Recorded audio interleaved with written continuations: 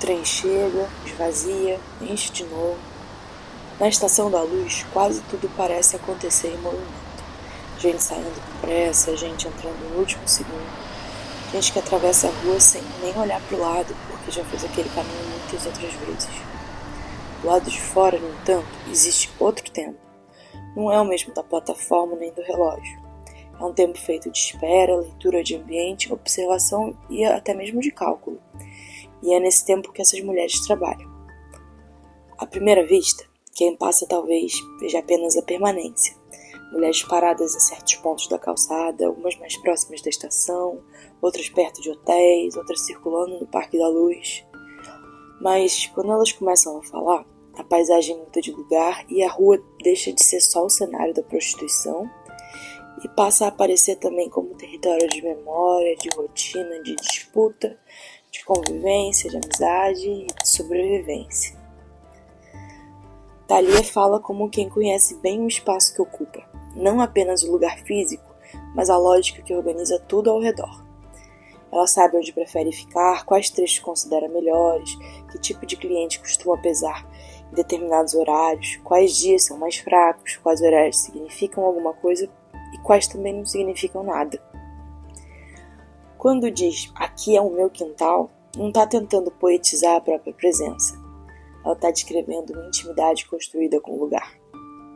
Ela mora perto dali e costuma ficar em um trecho específico da rua, que ela chama de lugar do axé.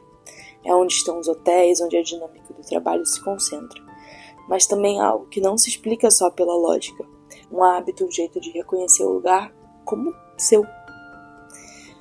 Thalia tem 43 anos, veio do interior de Santa Catarina, passou pelo Rio Grande do Sul, por Curitiba e está em São Paulo há quase 20 anos. Foi nesse percurso que ela começou a transição. Primeiro vieram os hormônios, num tempo em que, segundo ela, quase tudo era feito sem acompanhamento médico, do jeito que conseguia. Depois, bem mais tarde, vieram as cirurgias. Não como luxo, não como capricho, mas como etapas de um processo que ela narra com clareza e sem mistificação. Levou anos para juntar dinheiro, organizando a vida em torno dessa meta. Quando fala disso, ela lembra os valores de cabeça. O corpo, para ela, não é apenas uma abstração. Aparece como conquista. Em volta da Thalia, outras histórias se desenham de maneiras muito diferentes. Bárbara tem 28 anos e desde os 11 a vida dela acontece fora de casa. Foi quando ela saiu e não voltou mais. Casou aos 14 anos, teve 3 filhos e cresceu nesse movimento, aprendendo a se virar cedo, construindo a própria rotina enquanto ainda atravessava a adolescência. Ela não fala onde está aqui hoje como falta de opção. Ela diz que prefere assim, que encontrou nesse trabalho uma forma de ter controle sobre o próprio tempo, sobre o próprio dinheiro, sobre o ritmo da vida dela mesma. Foi com esse dinheiro que ela conseguiu mudar algumas coisas de forma concreta. Há 3 anos deu entrada em um apartamento e fala disso como uma conquista direta, algo que veio do que ela mesma construiu. A religião ocupa um espaço importante. Bárbara frequenta a Umbanda. Está terminando um curso de teologia e fala disso com a mesma seriedade que fala da própria rotina. É um lugar de pertencimento. Quando pensa no futuro, fala com objetividade. Quer parar aos 30. No presente, gosta de sair com as amigas, ouvir pagode, viajar quando consegue. Já conheceu outros lugares e sempre com o dinheiro que ela juntou por conta própria. Ela não conta a própria história como quem enumera tragédias, mas como quem vai costurando as etapas de uma vida que não coube em linha reta. Nicole também desmonta essa imagem de que a rua apaga tudo o que existe na volta dela. Ela tem 35 anos, olhos verdes naturais, gosta de séries de terror, de sair para restaurante, de shopping, de praia, de música pop. Conta com entusiasmo que ficou dias para a fila de um show e ri bastante. Ela tem bastante amigas ali. Gosta da convivência, do riso, da troca. Ao mesmo tempo, fala de conflito com outras mulheres, de limite, de quem dá problema e de como. Por isso, algumas preferem ficar mais entre si.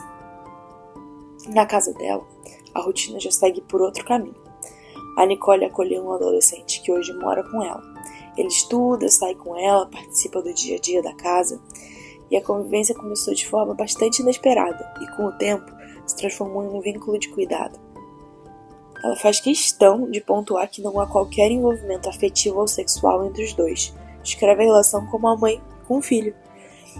No meio de uma rotina marcada por trabalho na rua, a Nicole abriu um espaço para cuidar de alguém e incorporou essa responsabilidade à própria vida. Já a Vânia tem 55 anos e não fala muito. Ela responde o que é perguntado e logo volta para o silêncio. Ela não está ali todo dia, ela vem realmente quando precisa. Trabalha com faxina e foi nesse tipo de serviço que as mãos dela começaram a marcar. E enquanto ela conta a própria história, estende os dedos, mostra a pele machucada e endurecida pelo trabalho. É uma das formas de renda, a outra vem da rua. Com o que consegue juntar, paga a prestação do apartamento onde mora com o filho. Fala disso sem dar destaque, como parte da rotina que precisa ser mantida. Ela diz que não tem hobbies, mas levanta a manga da blusa e mostra uma tatuagem de capoeira. Conta que pratica com a filha e que gosta bastante. Não desenvolve muito, mas sorri ao falar disso.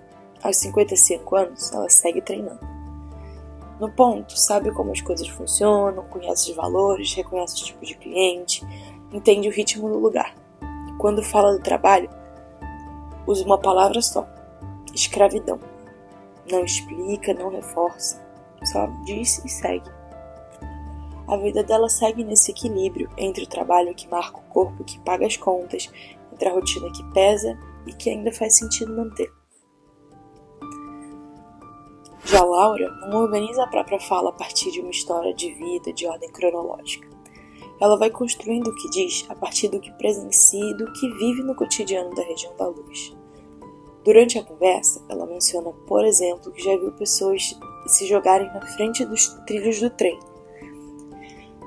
A lembrança aparece como parte de tudo o que ela já observou naquele espaço. Um lugar atravessado por circulação intensa, violência, vulnerabilidade e por trabalho. Laura diz que elas percebem quando estão sendo filmadas. Segundo ela, isso acontece com bastante frequência. Pessoas que chegam, observam de longe, apontam o celular e registram sem pedir autorização. Algumas dizem ser jornalistas e outras nem isso. A reação dela mostra que existe uma percepção muito clara de invasão e de perda de controle sobre a própria imagem. Não se trata simplesmente de não querer falar, mas de já terem vivido situações em que foram expostas sem consentimento, registradas de longe ou transformadas em imagens sem poder decidir como aparecer. Quando passa a falar do trabalho, ela não só avisa, diz que é ruim, pesado, atravessado por humilhações e ainda assim não apresenta a atividade de forma abstrata. Para ela, trata-se do que garante o básico. Em determinado momento, comenta que ainda nem tinha almoçado, o que faz a fala ganhar um peso concreto. O trabalho aparece ligado diretamente à necessidade de comer, de seguir o dia, de manter a vida funcionando. Sua fala é feita de pedaços do cotidiano, mas esses pedaços, juntos, dizem muito sobre a forma como o espaço é percebido por quem está dentro dele. O que aparece nas conversas não é apenas a prostituição como atividade, mas a vida que continua ao redor dela. O modo como cada um se veste quando está trabalhando e quando não está. A preocupação do dinheiro guardado para cirurgia, para aluguel, para contas. A fé, a vergonha em alguns contextos, a naturalidade em outros. O cuidado com a imagem, o medo de ser filmada sem consentimento. A diferença entre uma colega, uma amiga e uma rival.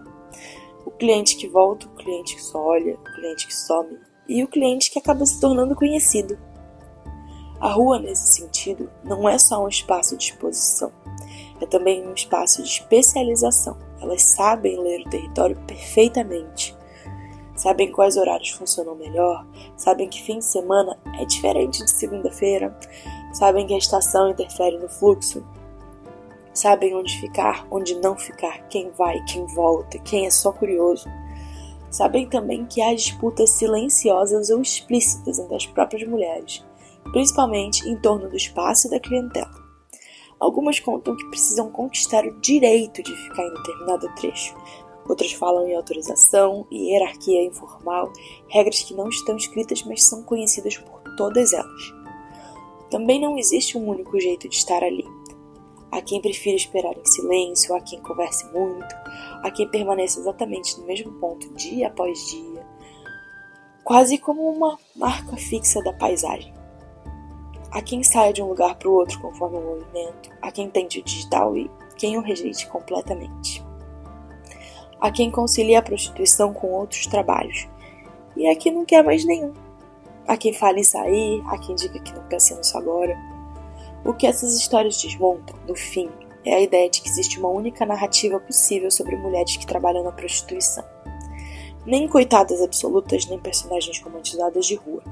O que aparece é mais complexo e mais concreto. São mulheres com histórias muito diferentes entre si, com trajetórias atravessadas por trabalho, maternidade, religiosidade, desejo de estabilidade, humor, vaidade, cálculo e resistência cotidiana. Na luz, entre o barulho do trem e o intervalo entre um cliente e o outro, elas não estão apenas no ponto. Elas estão vivendo. E viver ali passa por muito mais coisas do que quem atravessa a rua depressa costumaria imaginar.